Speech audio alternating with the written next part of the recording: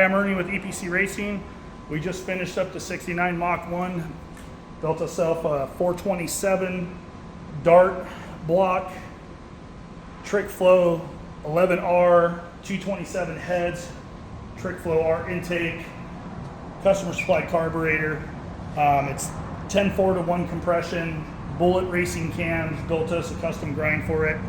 Nothing crazy on the lift. It's 236, 242. Customer wanted it to be more of a driver, but it will be a torque monster. Seems to run good, but let's see what it does.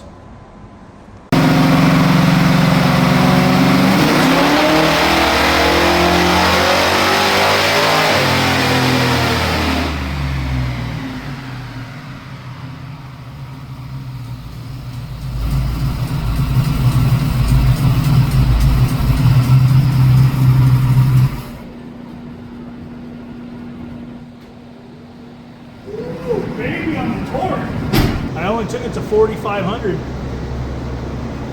I ain't gonna rev it out yet.